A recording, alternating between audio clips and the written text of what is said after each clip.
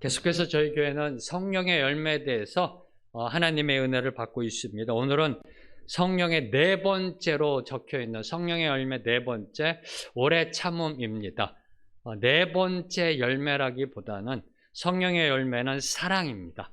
저희들이 이미 살펴보았듯이 성령의 열매는 사랑이고요. 그 사랑의 모습이 다른 8가지의 모습으로 나타나고 있음을 저희들이 이미 살펴보았습니다. 사랑의 또 다른 모습인 이 오래 참음에 대해서 저희들이 오늘 말씀의 은혜를 받고자 하는데요. 오래 참음하면서 딱 들어가는데 생각나는 게 2가지가 있었습니다. 네.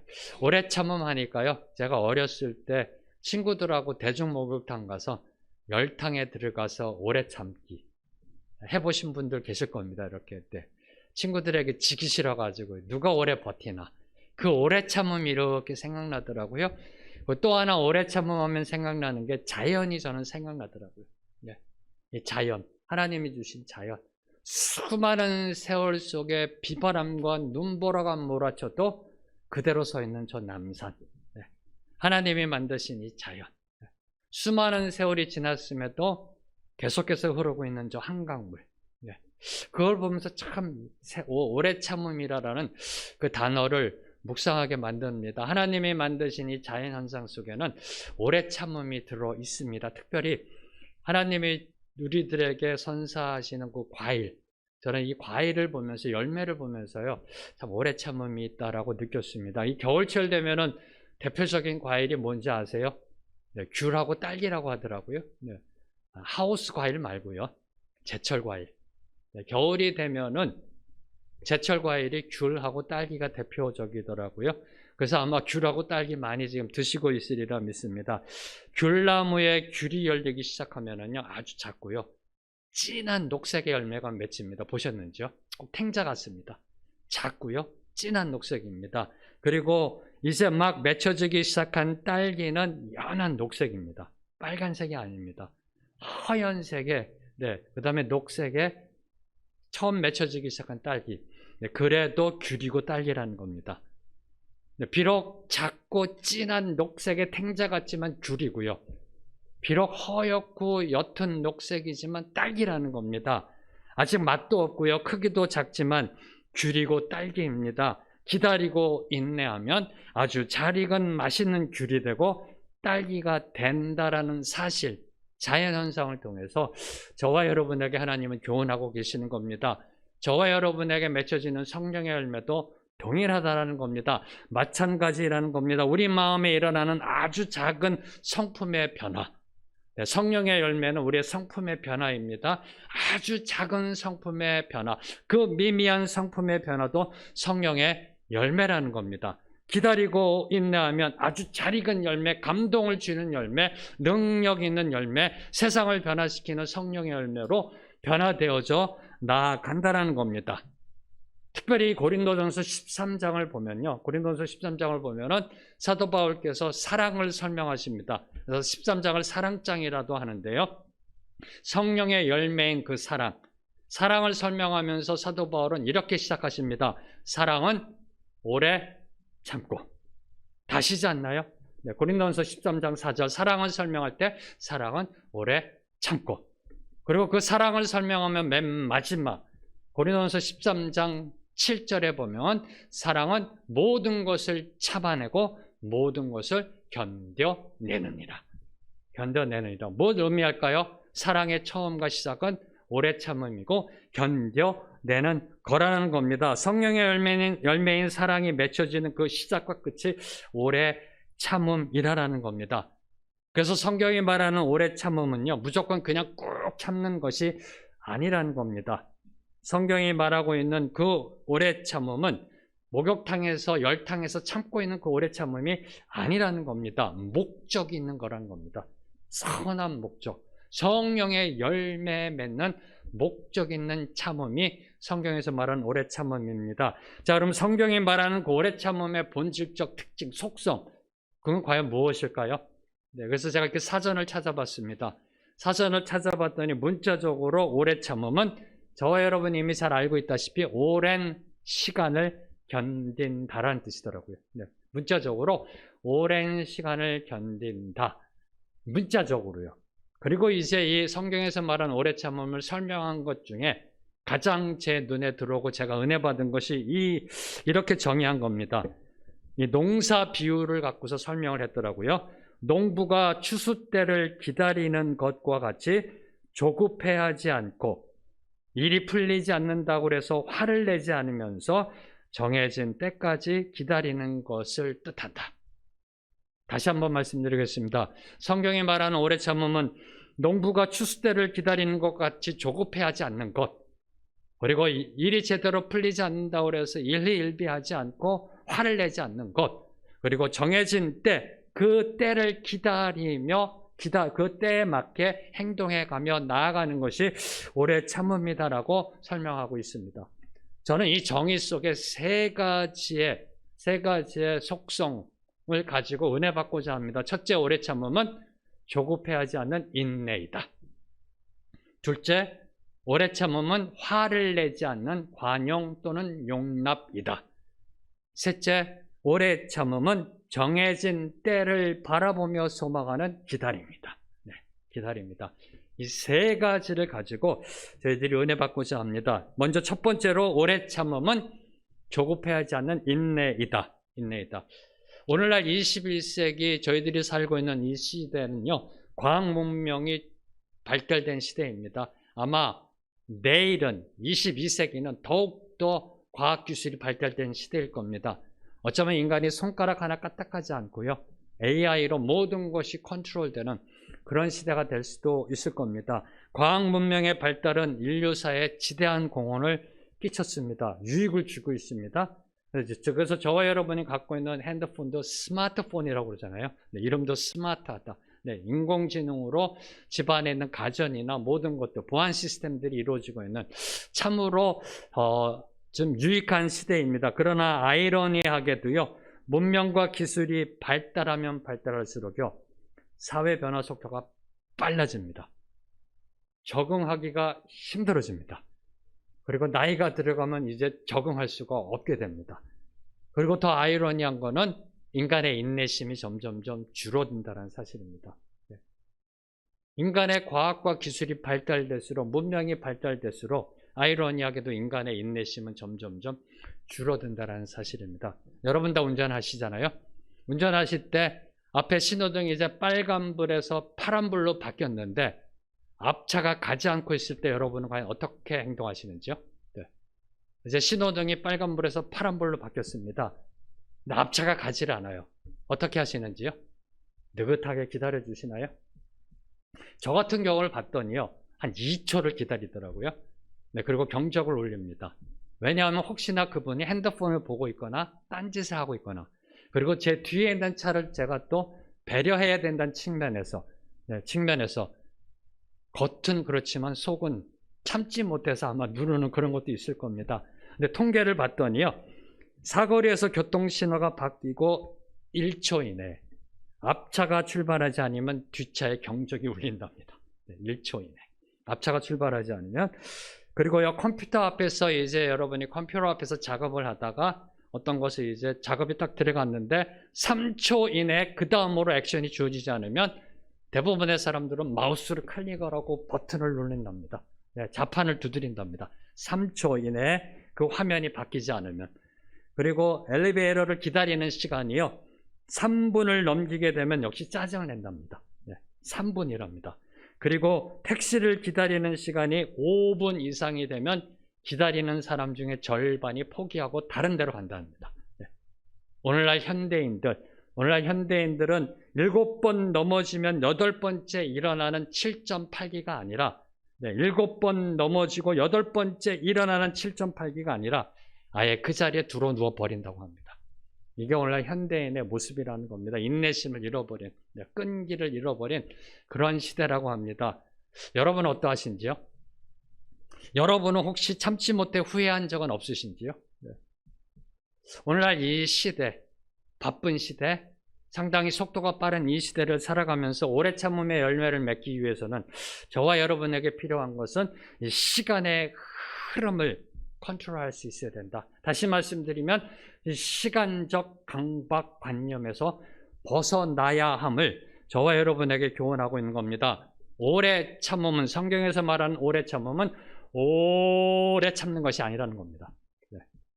성경에서 말하는 오래 참음은 오래 참는 것이 아니라 천년을 하루처럼, 하루를 천년처럼 여기는 여유가 있는 오래 참음임을 성경은 저와 여러분에게 교훈하고 있습니다. 베드로후서 3장 8절과 9절 말씀, 함께 읽겠습니다. 두 구절 말씀. 베드로후서 3장 8절에서 9절 함께 읽겠습니다. 시작. 사랑하는 자들아, 주께는 하루가 천년 같고 천년이 하루 같다는 이 한 가지를 잊지 말라. 주의 약속은 어떤 이들이 더디다고 생각하는 것 같이 더딘 것이 아니라 오직 주께서는 너희를 대하여 오래 참으사 아무도 멸망하지 아니하고 다 회개하기에 이르기를 원하시느니라. 아멘. 성경은, 베드로 사도는 저와 여러분에게 이렇게 얘기합니다. 저와 여러분이 구원받은 것은 오직 주께서 너희를 대하여 오래 참으셨기 때문이다. 오래 참으셨기 때문에 저와 여러분이 구원받았다는 겁니다. 하나님이 어떻게 오래 참을 수 있으셨을까 저는 묵상해 봤습니다. 그랬더니 바로 앞절에서 사도 베드로가 이렇게 고백합니다. 천년이 하루 같고 하루가 천년 같다. 주님께는. 아하, 그래서 오래 참을 수 있으셨구나. 오래 참을 수 있으셨구나. 저와 여러분을 향해 3,000년, 5,000년도 참을 수 있으신 분입니다. 왜요? 천년이 하루 같고 하루가 천년 같으신 분이니까. 시간을 뛰어넘은 여유가 있으신 분이기 때문에 저와 여러분에 대해서 오래 참을 수 있으셨던 겁니다. 다시 말씀드리면 하나님의 오래 참으심은 크로노스의 참으심이 아니라는 겁니다. 크로노스와 카이로스는 이미 제가 오래전 설교에서 말씀드렸습니다. 크로노스, 인간의 시간표 똑딱똑딱똑딱 흘러가는 과거, 현재, 미래의 오래 참으심이 아니라는 겁니다. 그러면 상당히 참기가 힘들어집니다. 하나님의 오래 참으심은 카이로스의 오래 참으심, 인간의 시간을 뛰어넘는 그 하나님의 오래 참으심, 천년을 하루같이 하루를 천년같이 생각하시는 그 여유로운 그 오래 참으심이 있으셨기 때문에 저와 여러분이 구원받을 수 있었다는 겁니다. 바로 이것이 성경이 말하는 오래 참음이라는 겁니다. 우리 생각에는 더디가는 것 같지만, 돌아가는 것 같지만 하나님 보실 때는 그것이 가장 정확하고 빠른 정답의 길이라는 겁니다. 우리가 보기에는 곡선 같지만 하나님 보시기에는 직선이라는 겁니다. 바로 이것이 오래 참음 속에 들어가 있는 우리에게 주시는 교훈입니다. 저는 이 오래 참음을 이렇게 또 묵상하면서요, 이 기도가 떠올랐더라고요. 대부분의 성도님들이 이 오래 참음의 열매에 있어서 힘들어하는 부분이 기도가 아닌가 생각이 들었습니다. 여러분 혹시 기도하면서도 인내하지 못하고요, 인내하지 못하고 시간에 쫓기듯 하나님의 응답을 구하고 있지는 않은지요? 오늘 구원하여 주시옵소서, 지금 당장 해결하여 주시옵소서, 아니 언제 하나님께 내가 이 기도 올려드렸는데 아직도 응답하고 있지 않으신지요? 오늘 주시옵소서라고 혹시 시간이 아까운도, 아니면 무슨 사장한테 결제 올렸듯이요, 하나님 앞에 기도 결제 올려놓고 왜 결제 안 해주냐고, 빨리 결제해달라고, 혹시 그런 기도의 모습이 우리에게 있지는 아니한지요? 그래서 사실 우리 신앙생활 속에 있어서요, 오래 참음이 필요한 것이 저는 기도라고 생각합니다. 우리의 신앙생활 속에 오래 참지 못하는 부분이 기도가 아닌가 생각합니다. 얼마 전에 저희가 큐티에 은혜 받은 다니엘서, 이 다니엘서를 보면은 이제 페르시아 제국이 바벨론 제국을 점령합니다. 정복합니다. 그리고 고레스가 칙령을 내려서 포로들이 이제 자기 고향으로 돌아가게 합니다. 그래서 포로로 잡혀왔던 이스라엘 백성들로 예루살렘으로 돌아갑니다. 다시 황폐한 그 나라를 재건하려고 돌아갑니다. 그러나 현실은 녹록지 않습니다. 힘들어합니다. 고통과 고난 속에 있음을. 성벽이 무너져 있고요, 힘들어하는 상황을 다니엘이 듣습니다. 그 고령의 나이 속에서도, 그때 다니엘의 나이가 최소 85세로 추정하고 있습니다. 그 고령의 나이에도 불구하고 새 일에 21일을 작정하고 금식기도 들어갑니다. 누가요? 85세 넘은 다니엘이 들어갑니다. 그러면서 기도함 속에 특별히 하나님이 보여주신 그 환상 속에 보여주신 큰 전쟁, 그 계시에 대해서 알고 싶으셔서 겸비하며 금식하며 기도 들어갑니다. 혹시나 그 전쟁이 자기의 조국 이스라엘을 향한 전쟁이 되지는 않을까, 또 이스라엘이 초토화되지는 않을까 염려하며 기도 들어갑니다. 그 전쟁이 어떤 전쟁인지 깨닫게 해달라고. 하루 이틀 열흘이 지나도 응답이 없습니다. 다니엘은 누구인가요? 날마다 정해진 대로 하루 3번 예루살렘을 향해 문을 열어놓고 기도했던 사람입니다. 하나님과 영적 플러그인이 되어 있던 사람입니다. 다니엘에게도 하루, 이틀, 3일, 열흘이 지나도 20일이 지나도 응답이 없었습니다. 다니엘은 포기하지 않습니다. 기도의 끈을 놓지 않고 계속 기도함 속에 마지막 21일 날, 작정한 21일 날 하나님의 기도의 응답이 주어졌음을 다니엘서는 선포하고 있습니다. 그 21일째 하나님의 응답을 가져온 천사 가브리엘이 말하기를 바사 왕국의 악한 영이 가브리엘을 막아 지체되었다라고 설명하고 있습니다. 뭘 의미할까요? 뭘 우리에게 교훈할까요? 사탄과 악한 영들은 우리의 기도가 하나님께 올려지는 것, 상달되는 것을 막으려 할 뿐만 아니라 하나님의 응답이 우리에게 주어지는 것도 회방 놓을 수 있다는 겁니다. 하나님의 응답이 우리에게 주어지는 것도 방해 놓을 수 있다는 겁니다. 설사 우리 기도의 응답이 악한 영의 회방으로 인해서 그 전달이 지연되더라도 그 응답이 오기까지 우리는 인내해야 함을 교훈하고 있는 것이 다니엘서입니다. 다시 말씀드리면 우리 기도에 필요한 것이 오래 참음이다라는 겁니다. 기도에 필요한 것이 오래 참음이라는 겁니다. 만약 하나님의 말씀을 받았습니다. 약속을 받았습니다. 그런데 그 말씀과 약속이 이루어지지 않고 있다면 우리가 알지 못하는 그 어떤 영적 싸움이 있다, 어떤 영적 일들이 벌어지고 있다는 사실을 기억하셔야 됩니다. 만약에 그때 여러분이 기도에 끈을 놓게 되면, 끈을 놓아 버리면, 이렇게 기도했는데, 내가 작정하고 기도했는데 하나님이 어떤 그 말씀을 주셔서 우리 자녀를 위해, 가족을 위해, 배우자를 위해, 부모 형제를 위해 기도했는데, 새벽마다 기도했는데, 철야 기도했는데, 금식 기도했는데 아직도 응답이 없으시다, 이상하다, 내가 잘못 들었나 라고 기도를 끈을 내려놓으면 가장 좋아하는 사람은 사탄 마귀라는 겁니다. 우리가 기도의 끈을 내려놓으면 박장대소하고 제일 기뻐할 게 사탄 마귀라는 겁니다. 사랑하는 성도 여러분, 누구 좋으라고 기도를 멈추실런지요? 기도에 반드시 필요한 게 오래 참음이라는 겁니다. 2000년 전 부활하신 예수님이 이제 승천하실 때, 감람산에서 승천하실 때 그 제자들에게 이렇게 말씀하셨습니다. 예루살렘을 떠나지 마라. 예루살렘을 떠나지 말고 내게서 들은 바 아버지께서 약속하신 것을 기다리라 라고 말씀하시고 승천하셨습니다. 예루살렘을 떠나지 마라. 이 말씀 붙잡고 많은 성도들이, 사람들이 마가의 다락방에 모여 기도하기 시작합니다. 최대 500명까지로 추정하고 있습니다. 왜요? 고린도전서에 보면 예수님의 부활을 목격한 증인이 500여 명이라고. 그래서 아마도 최대 500여 명, 몇백 명이 아마 모여서 마가의 다락방에서 기도를 시작합니다. 하루가 지납니다. 이틀이 지납니다. 아무런 일이 일어나지 않습니다. 6월절에 모여온 사람들입니다.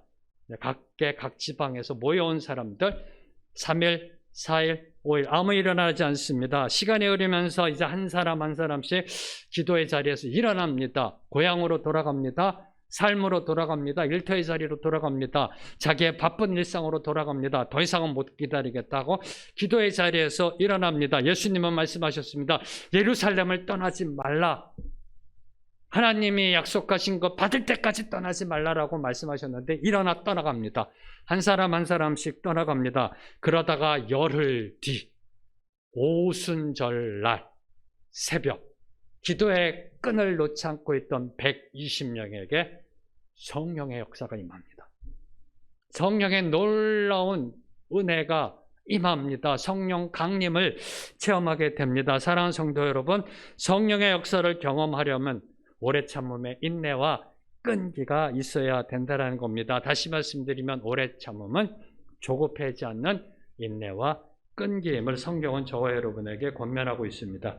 자, 두 번째로 오래 참음은 화를 내지 않는 관용이다. 용서이다. 단순히 시간을 견딘다는 뜻이 아니라 관용이고 용서이다. 에베소서 4장 2절과 3절 말씀. 에베소서 4장 2절과 3절 말씀 함께 읽겠습니다. 시작. 모든 동서가 원하고 오래 참음으로 알아가면서 용납하고 하나님의 뜻으로 성령의 하나님께 하신 것을 믿어서 네, 사도 바울은 하나님의 부르심을 입은 성도들, 하나님의 부르심을 받아 하나님의 자녀된 성도들, 성도들의 그 정체성, 살아가는 삶의 모습에 있어서 겸손과 온유로 강조합니다. 그리고 나서 오래 참음으로 사랑 가운데 서로 용납하라라고 말씀하십니다. 오래 참음으로 용납함으로 성령으로 하나 되게 하신 것을 지키라라고 권면하고 계십니다. 뭘까요? 오래 참음의 목적은 연합과 일치라는 겁니다. 오래 참음의 용납으로 성령으로 하나 되게 한 것을 힘써 지키라. 단순히 오래 참는 것이 아니라 목적이 있다는 겁니다. 바로 연합과 일치의 그 모습으로 나아가게 할 때 필요한 것이 오래 참음임을 사도 바울께서는 강조하고 있는 겁니다. 이스라엘 사회에서, 특별히 그 유대 사회에서요, 그 영향력 있게 그 사회를 이끌었던 그 유대 랍비 중에 요세 벤 하니나라는 랍비가 있습니다. 이 랍비가 말하기를 자기 이웃에게 용서를 구하되 3번이 넘어서는 안 된다라고 말하고 있습니다. 그리고 또 다른 그 유명한 랍비인 요세 벤 예후다도 이렇게 얘기합니다. 사람이 1번 과실을 범하면 용서된다. 사람이 2번 과실을 범하면 용서된다. 사람이 3번 과실을 범하면 용서된다. 그러나 4번째는 용서되지 아니한다. 이게 바로 유대 사회에 있어서의 용서의 룰입니다. 관용의 룰입니다. 유대교는 3번 용서하라. 바로 이 상황 속에 이러한 배경을 염두에 두고 베드로는 예수님께 질문합니다. 주여, 형제가 내게 죄를 범하면 몇 번이나 용서하리까? 7번까지 하오리까? 무슨 뜻일까요? 당시 유대교에 있어서는 3번, 당시 베드로가 살고 있던 그 시대적 배경은 3번까지 용서하라. 그러나 저는 7번까지 하겠습니다. 저 괜찮은 사람이지요? 저 괜찮죠? 이대로 하면 되는 거죠? 네, 그때 예수님이 뭐라고 말씀하셨나요? 7번이 아니라 70번씩 7번까지 하라라고 예수님이 말씀하셨습니다. 네, 벌써 머리가 이렇게 돌아가시네요. 70번씩 7번, 490번. 네, 그게 아니라는 겁니다. 네. 예수님이 말씀하신 7번, 70번씩 7번이란 건 7이 완전수. 완전수의 완전수를 곱하는 데까지. 다시 말씀드리면 용서라는 것은 횟수로 제한되는 것이 아니라는 겁니다. 뭘 의미할까요? 용서는 오래 참는 것이라는 겁니다. 오래 계속해서 참아내는 것이 바로 용서임을 말씀해 주고 계시는 겁니다. 그런데 여기서 저와 여러분이 주목해야 하는 거, 이 오래 참음의 권면이요, 세상을 향한 권면이 아니라는 겁니다. 불신자들을 향해 권면하신 것이 아니라 교회를 향해 주어졌다는 사실입니다. 에베소 교회를 향해서 예수님은 제자들을 향해서 70번씩 7번 용서하라라고 말씀하셨던 겁니다. 무엇을 의미할까요? 교회는 사랑으로 오래 참는 용납이 필요한 장소라는 겁니다. 네. 교회는 사랑으로 서로 용납함이 필요한 장소이다. 다시 말씀드리면 우리 모두는 70번씩 7번의 용서가 필요한 사람들이다. 다시 선포합니다. 옆에 계시면 한번 이렇게 보세요. 옆에 계시면 한번 보세요. 네. 여러분이 보고 계시는 분, 그분들이 70번씩 7번의 용서가 필요한 사람들이라는 겁니다. 그리고 내가 70번씩 7번의 용서가 필요한 사람들이라는 겁니다. 네, 그러면서 제가 이렇게 떠올랐던 그 어떤 그 문구가요, 격언적 문구가 고대 로마의 희극 작가 플라우투스가 한 말이 있습니다. 인내에 대해서요. 네, 상당히 저에게는 감동을 줬는데요. 이렇게 이야기합니다. 인내는 일체의 곤고에 대한 최상의 치료이다. 네, 모든 곤고, 고난, 위기, 시련, 어려움, 그거에 대한 최상의 치료가 인내이다. 그리고 나서 이렇게 이야기합니다. 인내는 상대방의 허물을 치유하는 훌륭한 약재이다. 너무 멋있지 않나요? 네, 그죠? 네. 인내는 상대방의 허물을 치유하는 훌륭한 약재이다. 그런데 성경이 말하는 오래 참음은 이거를 뛰어넘습니다. 상대방의 허물을 치유하는 약재이다를 뛰어넘습니다. 혹시 어린 자녀들을 데리고 장을 보신 경험이 있으신지요? 네, 지금 다 뭐 자녀들이 커서요. 네, 어렸을 때 한번 생각해 보세요, 자녀들이. 네, 자녀들을 데리고 마트나 시장 가서 이렇게 장 보신 적 한번 있으신지요? 네. 그 어느 날 대형 할인 매장에요. 어린 딸을 데리고 나온 엄마가 있었습니다. 이제 엄마가 장을 봅니다. 장을 보는 동안 그 어린 딸은 초콜릿이 보이면 초콜릿 사달라고 졸라댑니다. 그래 어린 아이들이잖아요. 그렇죠? 네, 그리고 캔디를 보면은 캔디 사달라고 졸라댑니다. 인형을 보면 인형 사달라고 졸라댑니다. 아이스크림 보면 아이스크림 사달라고 졸라대며 소리내어 때렸습니다. 그럴 때마다 그 엄마는 이렇게 이야기합니다. 진정해 영희야. 그리 오래 걸리지 않아. 조금만 참아. 그래도 딸이 계속 투정을 부리며 때를 썼지만 그래도 그 엄마는 평정을 유지하며 말합니다. 영희야 잠깐만 기다려. 몇 분만 더 있으면 이제 갈 거야. 힘내. 이제 엄마가 쇼핑을 끝내고요. 계산하러 가자. 이제 심통이 난 그 딸. 아무것도 자기가 얻은 게 없거든요. 심통이 난 그 딸은 계산대에서 물건을 막 집어던지며 울기 시작합니다. 그래도 그 엄마는 딸의 버릇없는 행동을 보며 조용히 이렇게 말했다고 합니다. 영희야 화내지 마. 참아. 거의 다 끝났어. 곧 집에 가게 될 거야. 이 모습을 꼭 지켜보던 매장 직원이요. 깊은 인상을 받아서요. 다음과 같이 그 엄마에게 이렇게 질문했다라고 합니다. 아니 어떻게 그 막무가내 딸을 그렇게도 끝까지 참고 부드럽게 달래며 인내할 수 있는지요? 이런 엄마를 둔 영희는 참으로 행운아입니다. 라고 이야기했다고 합니다. 그때 그 엄마가 직원에게 이렇게 대답했다라고 합니다. 고맙습니다. 그런데 영희는 내 이름이고요. 내 딸의 이름은 은경이에요. 네. 뭘 의미할까요? 이 만들어낸 예화. 네. 만들어낸 예화가 저와 여러분에게 교훈하고 있는 것이 무엇일까요? 아직도 제가 한 예화가 이해가 안 되시는 분은 나중에 설교를 다시 한번 재방송으로 들어봐 주시고요. 뭘 의미할까요? 관용과 용납은 상대방을 참아주고 달래는 것이 아니라 나를 진정시키는 것이다. 용서는 다른 사람을 향해 선포하는 것이 아니라는 겁니다. 바로 이 부분을 여러분이 이해하지 못하면 용서의 덫에 빠집니다. 내가 너를 여태까지 몇 번이나 용서해 줬는데 이런 식으로 나아갈 수밖에 없다는 겁니다. 시혜자의 입장으로 나아가는. 그러나 성경이 말하는 관용과 용납은 상대방을 달래고 참아내고 한 것이라 나를 진정시키는 것. 다시 말씀드리면 상대방이 아닌 나에게 요구되는 것이 바로 오래 참음의 관용이라는 겁니다. 네. 이것이 바로 성경이 말하는 오래 참음입니다. 이것이 바로 성경이 말하는 화를 참아내는 관용의 모습이라는 겁니다. 이제 세 번째로 오래 참음은 기다림입니다. 정해진 때를 소망하며 바라보며 기다리는 그 기다림입니다. 잘 쫓아오고 계시죠? 네, 그 오래 참음이란 그 성경적 의미가 무엇인지 농사 비유의 첫 번째 오래 참음은 조급해하지 않는 인내이다. 두 번째 오래 참음은 화를 내지 않는 관용이다. 세 번째 오래 참음은 정한 때를 바라보며 소망하는 기다림입니다. 바로 그 기다림. 그 기다림을 잘 표현하고 있는 성경 말씀 구절 중에 이사야 40장 31절 말씀. 네, 저와 여러분이 함께 읽겠습니다. 시작.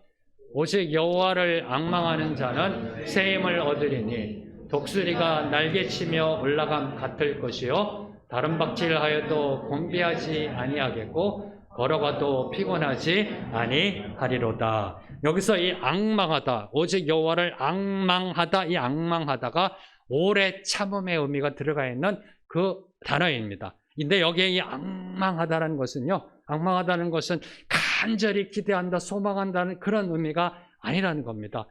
주님 앙망합니다. 주님 만나게 하옵소서. 주님의 임재 안으로 들어가게 하옵소서. 간절한 갈급함, 앙망함, 기다림이 아니라는 겁니다. 제가 이 신학교 때 이 단어에 이 연구가 들어가면서 많은 은혜를 받았었거든요. 그 전까지는 그냥 이 말씀 너무 좋아했고 암기했고요. 여호와를 앙망하는 자는 새 힘을 얻으리니, 할렐루야, 그죠? 새 힘을 얻으리니 독수리 날개치며 올라갈 것이다. 얼마나 좋아요, 그죠? 축복이잖아요. 그래서 여호와를 앙망해야 되겠다. 앙망, 늘 항상 앙망해야 되겠다. 그분만 간절히 바라봐야 되겠다가 아니더라고요. 네. 여기에 있는 이 앙망하다라는 의미는요, 앙망하다라는 그 의미는 기다림에 인내함이 있다는 겁니다. 단순히 기다리는 게 아니라 인내함이 있고요. 그리고 그 인내함 속에 믿음의 연단의 과정이 이루어지고 있다는 것을 내포하는 단어입니다. 여호와를 앙망한다는 것은 하루 이틀 그분을 기다리고 소망한다는 것이 아니에요. 긴 시간 인내하며 기다림 속에 믿음의 연단의 과정을 거쳐가며 믿음이 더욱더 견고해지고 신뢰, 하나님을 향한 신뢰가 굳건히 세워져가는 그 과정 속에서의 앙망함이라는 겁니다. 다시 말씀드리면 하나님을 앙망하여 새 힘을 얻기 위해서는 반드시 인내가 필요하다. 근데 그 인내는 기다림의 소망이 있는 인내이다. 단순히 시간을 때우는 기다림이 아니라는 겁니다. 독수리 날개치며 올라가는 그때를 기다리는 기다림이고요. 다른 박질하여도 곤비치 않고 걸어가도 피곤치 않는 영육의 강건함을 기다리는 그 기다림, 그리고 그 기다림 속에 믿음의 연단의 과정이 거쳐지는 그 오래 참음이 바로 앙망이라는 겁니다. 이것이 바로 성경이 말하는 오래 참음의 기다림이라는 겁니다. 그냥 애인을 옛날에 여러분 이렇게 데이트하실 때 애인을 극장 앞에서 기다리고 있는 그런 기다림이 아니라는 겁니다. 인내 있는 기다림 속에 믿음의 연단의 과정까지 같이 겪게 되는 바로 그런 기다림이 성경이 말하는 오래 참음이라는 겁니다. 이것을 이 모습을 이 의미를 가장 잘 설명해 주는 게 이 나비더라고. 나비요. 네, 나비. 갑자기 뚱딴지 같이 왜 나비냐고요? 네, 나비, 버터플라이. 네. 그 나비의 일생에 대해서 아시는지요? 나비는 알, 유충, 번데기, 성충, 나비가 됩니다. 이 네 단계가 있는데요. 특별히 마지막 단계가 상당히 중요하다고 합니다. 번데기에서 나비가 되는 단계, 번데기에서 이제 성충으로 변태되어진 이 단계가 상당히 중요하다고 합니다. 아주 긴 시간, 이 고치에 있는 작은 구멍을 통해서 나비가 그 구멍을 통해 통과해야만 나비가 된다라고 합니다. 네. 혹시 나중에 가서 한번 인터넷 가서 치시면은요, 그 모습이 이렇게 표현되어 있습니다. 네. 그런데요, 만약에 그 과정을 지켜보고 있는 사람이요, 너무나 이게 보기에 너무 안쓰러워요. 나비가 그걸 빠져나오려고 막 발버둥 치고 있고, 그 작은 고치 구멍으로. 그 나비가 나오려고 하고 있고, 그리고 그 답답하기도 하고 지켜보는 과정 속에. 그래서 만약에 고치의 구멍을 가위로 조금 잘라줬다. 편안하게 나올 수 있도록. 그럼 나비는 비록 쉽게 나올 수는 있을런지는 몰라도 절대 날 수가 없다라고 합니다. 평생 땅을 기어다니다 죽게 되어 있다라고 합니다. 뭘 의미할까요? 나비는 스스로 자신의 고치구멍을 빠져나오는 그 연단의 과정을 거쳐야 날개가 단련되고 천공을 날아오는 힘이 생긴다라는 겁니다. 이게 바로 오래 참음이라는 겁니다. 사랑하는 성도 여러분, 오래 참는 것은 하나님의 때를 기다리는 겁니다. 나비가 번데기에서 나올 때까지 기다려야 합니다. 독수리가 날개치듯 올라갈 때를 기다려야 합니다. 세상 만사에는 다 때가 있다라는 겁니다. 지금 우리가 오래 참아야 하는 이유, 지금 저와 여러분이 오래 참아야 하는 이유는 아직 때가 되지 않았기 때문이다라는 사실입니다.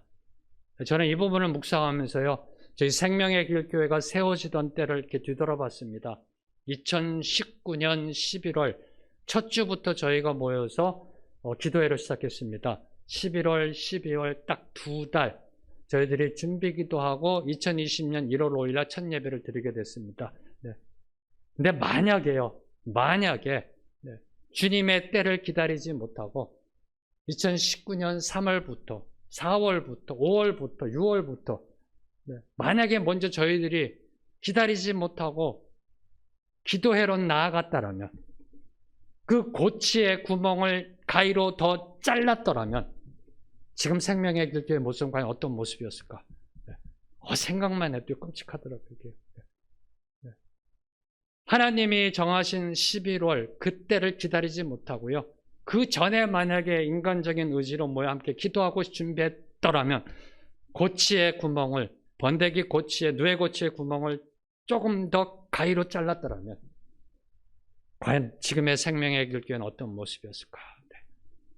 주님을 믿고 그분의 때를 기다리며 11월부터 2달 동안 기도회로 나아갈 때 하나님은 저와 여러분에게요, 다 경험했듯이 동성 빌딩을 주셨고요, 예배 드리면 나아가며 지금 이 신사동을 저희들에게 예배 주셨고요. 무엇보다도 주님의 귀한 백성들, 주님의 귀한 성도님들 함께 모여 이렇게 예배 드릴 수 있는 생명의 길 교회가 된 겁니다. 만약에 인간의 뜻대로 누에 고치의 구멍을 가위로 잘라서 3월에 모이고 4월에 먼저 모였다면 아마 평생 땅만 기어다니는 교회로 나아갈 수밖에 없지 않았을까. 얼마나 감사한지. 이게 바로 성경이 말하는 오래 참음이라는 겁니다. 내 생각과 내 기준으로 볼 때 비록 더딘 것 같아 보여도요, 가을에 피는 코스모스를 봄에 피게 할 수는 없다라는 사실입니다. 인간적으로 생각해서 더디고 이건 아니고 이렇게 해서는 안 되는데 이렇게 하다 보면 뒤처지는데 라고 할지라도 코스모스는 가을에 피는데 그걸 우리가 봄에 피게 할 수는 없다라는 겁니다. 그럼 우리는 어떻게 해야 될까요? 가을이 되면 코스모스가 필 것을 믿고 기다리면 된다라는 겁니다. 그리고 오래 참음은 단순히 하나님의 때를 기다리는 것이 아니라 단계와 과정을 거치게 되어 있다는 겁니다. 이 교훈을 저와 여러분에게 주고 있는 겁니다. 특별히 믿음의 연단의 과정을 거치게 되어 있음을 성경은 우리에게 교훈합니다. 어느 날 갑자기 독수리 날개치며 하늘로 올라가지 않습니다. 단 한 번의 설교로 모든 은혜 받으려 하지 마십시오. 그런 설교 없습니다. 네. 여러분이 인터넷으로 정말 훌륭하신 목사님, 영성 깊은 목사님의 설교 단 한 번 듣는다고 해서 여러분이 모든 은혜 받을 수 있다는 생각은 버리십시오. 네. 단 한 번의 성령 체험으로, 어떤 영적 체험으로 저 하늘의 신비한 비밀을 모두 다 알았다라고 생각하지 마십시오. 소망하지 마십시오. 그런 비방은 없습니다. 성경은 저와 여러분에게 분명하게 선포하고 있습니다. 한 단계 한 단계 밟으며 나아가라라고 분명하게 선포하고 있습니다. 환난은 인내를, 인내는 연단을, 연단은 소망으로, 그리고 더 나아가서 믿음의 덕을, 덕의 지식을, 지식의 절제를, 절제의 인내를, 인내의 경건을, 경건의 형제우애를, 형제우애의 사랑을 공급하라라고 성경은 이야기하고 있습니다. 기억하십시오. 노아는 방주를 만들기 위해 무려 120년을 방주를 만들었고요. 아브라함은 하나님의 약속을 25년 동안 기다렸고요. 그리고 모세는 무려 40년을 광야에서 기다렸다는 사실입니다. 그래서 저와 여러분이 오래 참음의 열매를 맺기 위해서 가장 조심해야 될 것은 두 가지입니다. 조바심과 성급함. 네. 저와 여러분이 이 하나님이 주시는 성령의 열매, 오래 참음을 맺을 때 가장 조심해야 할 것은 바로 조바심과 기다리지 못하는 성급함입니다. 이스라엘 백성들이 출애굽하여 시내산에서 출애굽기 19장에 보면 하나님의 언약 백성이 되는 축복을 받습니다. 얼마나 놀라운 축복일런지요. 이 세상 어느 민족이 하나님의 언약 백성이 됐는지요. 네. 어느 나라가 어느 민족이 하나님의 거룩한 민족이다라고 선포받았는지요. 놀라운 축복을 받았습니다. 그런데 모세가 하나님의 법, 십계명을 받기 위해 시내산에 올라가 있는 40일을 기다리지 못해서, 40일을 참지 못해서 금송아지 우상을 만들어 버립니다. 싸움터에, 전쟁터에 나간 사울이요, 사무엘을 기다리던 중에 그 하루 이틀을 참지 못하고 마음이 조급해서 자기가 제사를 올려드립니다. 사무엘이 해야 할 일을 자기가 합니다. 그래서 하나님으로부터 버림받게 되는 그런 저주를 받게 되었다는 겁니다. 이 하나님 나라의 원칙, 오래 참지 못하면 주어지는 이 불행과 저주는 오늘날에도 진행형입니다. 저와 여러분의 삶 속에서도 이 원리는 그대로 적용되고 있습니다. 오늘 현대 작가 중에 가장 성공한 작가라고 평가받고 있는 조앤 롤링 아시나요? 조앤 롤링. 아, 모르세요? 그럼 해리포터 아시나요? 해리포터의 작가. 네. 조앤 롤링이 해리포터를 쓰고서요, 이제 출판사에 원고를 보냅니다. 네. 12 출판사로부터 거절당합니다. 한꺼번에 보내는 게 아니라 보내고 하고 시간이 계속 걸리겠죠. 네. 보내는데 계속 no, reject, 거절하는 겁니다. 만약에 그때 조앤 롤링이 포기했더라면 오늘날 그녀는 없습니다. 오늘날 해리포터는 없다라는 겁니다. 지금 여러분은 하나님의 때를 기다리며 인내하고 계시는지요? 하나님이 정해놓으신 때를 바라보며 소망하며 오래 참고 계시는지요? 비록 지금 여러분의 삶이 고달프고 힘들고 정말 그 어려운 가운데 있다 할지라도, 아니 여러분의 자녀들이 속을 썩이고요, 그리고 가슴 아프게 할지라도, 아니 여러분의 육신적 질병으로 인해서 힘든 과정 속에 있다 할지라도, 그 터널을 지나가는 중에 있다 할지라도 믿으셔야 합니다. 하나님의 응답은 반드시 하나님의 때에 주어진다라는 사실입니다. 언젠간 하나님이 우리의 모든 문제를 해결해 주실 거고 말씀해 주실 것을 믿기 때문에 우리는 기다릴 수 있는 겁니다. 기다리며 소망하며 기도할 수 있는 겁니다. 이 세상 모든 것에는 반드시 꽃 피고 열매 맺을 때가 있습니다. 이 세상 모든 것에는 반드시 꽃이 피고 열매 맺을 때가 있습니다. 믿으시는지요? 그러면 그때까지 오래 참아야 합니다. 그때까지 오래 참아야 합니다. 자, 그럼 마지막으로 여러분에게 던지는 질문입니다. 그러면 어떻게 오래 참을 수 있을까? 네, 여러분은 여러분의 인내력을 평가할 때 몇 점 정도 주실 수 있으신지요? 네, 여러분의 인내력, 여러분의 의지력, 네. 어떻게 하면 하나님의 때까지 오래 참을 수 있을까? 어떻게 하면 출애굽한 이스라엘 백성들이 범했던 40일도 기다리지 못했던 그러한 과오를 범하지 않을 수 있을까? 어떻게 하면 사울이 저질렀던 하루 이틀을 기다리지 못했던 그러한 잘못을 저지르지 않을 수 있을까? 어떻게 하면 오래 참을 수 있을까요? 감사하게도요, 저와 여러분이 던지는 질문, 저와 여러분이 막다트리는 문제의 모든 답은 어디에 있다? 성경에 있다. 너무나 감사하더라고요. 네. 어떻게 하면 저와 여러분이 오래 참을 수 있을까? 성경에 답이 있더라고요. 네. 오늘 본문 말씀 요한계시록 14장 12절 말씀. 네. 요한계시록 14장 12절 말씀 함께 읽겠습니다. 성도들의 인내가 여기 있나니 그들은 하나님의 계명과 예수에 대한 믿음을 지키는 자니라. 다시 읽습니다. 성도들의 인내가 여기 있나니, 네, 여기 있나니 어디에 있어요? 그들은 하나님의 계명과 예수에 대한 믿음을 지키는 자니라. 성도들의 인내가 여기에 있다. 그 인내는 어디서부터 나온다? 말씀 준수와 믿음 준수라는 겁니다. 예수 그리스도가 하나님의 아들 되시고 나의 구주 되심을 믿고 고백하며 그 믿음이 주여 주여 입술의 믿음이 아니라 삶의 믿음으로 나아가고 하나님의 말씀대로 순종하며 살아가는 자 안에서 성령의 열매 오래 참음은 맺혀진다는 겁니다. 저는 이 부분이 너무 감사하더라고요. 뭘 특별한 걸 요구하시는 것도 아니잖아요. 저와 여러분은 하나님의 자녀입니다.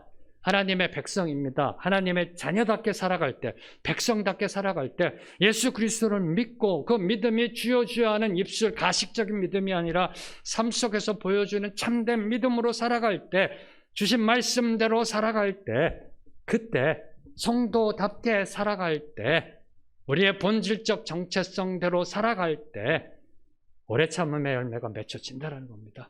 이게 얼마나 감사한지요. 뭐 특별한 걸 해야 되는 게 아니고요. 성도답게 살아갈 때 예수 그리스도를 믿는 믿음과 말씀대로 준수하며 살아가는 신앙생활 속에 하나님의 오래 참음의 열매, 끈기 있는 인내, 관용과 용납의 오래 참음, 정해진 때를 바라보며 소망하는 기다림의 오래 참음의 열매가 맺혀진다라고 하나님의 말씀을 선포합니다. 이 축복이 여러분 모두에게 임하게 되기를 선포합니다.